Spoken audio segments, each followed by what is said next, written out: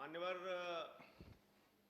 सरकार की ओर से मंत्री जी का बयान आया कि निजीकरण रेलवे का नहीं किया जाएगा और उनकी ये बात सुनकर ऐसा लगता है कि ये सरकार देश के निजी कंपनियों और पूंजीपतियों के लिए गाने की एक लाइन गाती है कि बताना भी नहीं आता, छिपाना भी नहीं आता, हमें तुमसे मोहब्बत है, जताना भी नहीं आता। निजीकरण करना भी है और मना भी करना है। आपने कहा निजीकरण नहीं करेंगे। 109 प्राइम रूट्स पर आप 150 ट्रेनें चलाने जा रहे हैं। देश के 50 रेलवे स्टेशंस को आप निजी हाथों को देने जा रहे हैं। हबीबगंज रेलवे स्टेशन आपने निजी हाथ को दिया।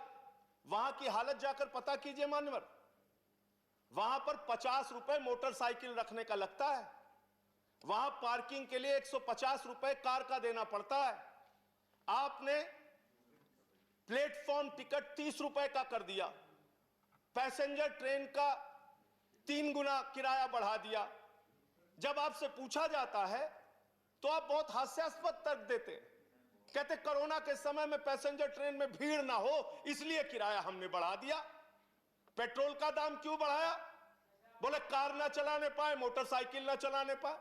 डीजल का दाम क्यों बढ़ा दिया? माल की ढुलाई ना होने पाए। अरे गैस का दाम क्यों बढ़ा दिया? लोग खाना ना खाने पाए। यह आपका तर्क है। देश में कोई भी चीज महंगाई बढ़ाने के लिए आप एक नया हास्यास्पद तर्क लेके आते हैं जिसका सच्चाई से कोई लेना देना नहीं होता। निजीकरण आप कैसे कर रहे हैं? मेंटेनेंस के क्षेत्र में निजीकरण, सफाई कार्यों के क्षेत्र में निजीकरण, फैक्ट्री और उत्पादन के क्षेत्र में निजीकरण, सिग्नल के क्षेत्र में निजीकरण, इलेक्ट्रिफिकेशन के क्षेत्र में निजीकरण। रेलवे में मजदूरों की, सरकारी कर्मचारियों की संख्या मानवर 1974 के स्वर्गीय जॉर्ज फर्नांडिस जी के आंदोलन में, रेल हड़ताल में 17 लाख कर्मचारी होते थे। जब ट्रेनें कम थी, जब यात्री एक जगह से दूसरे जगह कम यात्रा करते थे। आज 2.5 करोड़ लोग प्रतिदिन एक स्थान से दूसरे स्थान रेलवे के माध्यम से जाते हैं और आज आपने कर्मचारियों की संख्या पहुंचा दी 12,26,000। 17 लाख से घटा के 12 लाख। यह निजीकरण के कारण हुआ, हर क्षेत्र में निजीकरण के कारण हुआ। और अब आप तो एक नया तरीका लेके आ गए हैं, लेटरल एंट्री। आईएएस भी आप लेटरल एंट्री के जरिए बना रहे हैं। 39 आईएएस आपने लेटरल एंट्री के जरिए बनाए और जिसमें आरक्षण के नियमों की, एससी, एसटी, ओबीसी के आरक्षण को पूरी तरीके से खत्म कर दिया आपने। और निजीकरण जो आप रेलवे में लेके आ रहे हैं, इसके पीछे आपकी सबसे खतरनाक मंशा है एसटी, एससी, ओबीसी के आरक्षण को धीरे धीरे समाप्त करने की आपकी योजना है। यह मूल मंशा आपकी है।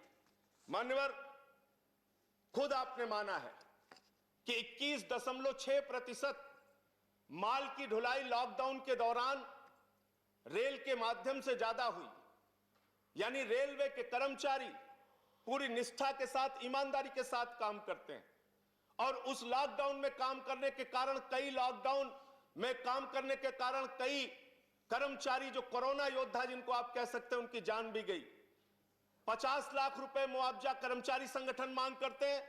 20 लाख रुपए मुआवजा आपने दिया, फिर उसको बढ़ा के 35 लाख किया। आज तक उनको मुआवजा नहीं मिल पा रहा है। रेल के जो कर्मचारी इस कोरोना काल में जिनका जीवन गया, और कोरोना काल में मान्यवर 2.5 करोड़ की आपकी क्षमता एक जगह से दूसरे जगह यात्रियों को पहुंचाने की प्रतिदिन की है। लेकिन हमने देखा कि किस तरीके से रो रो के ट्रेनें चलाई गई।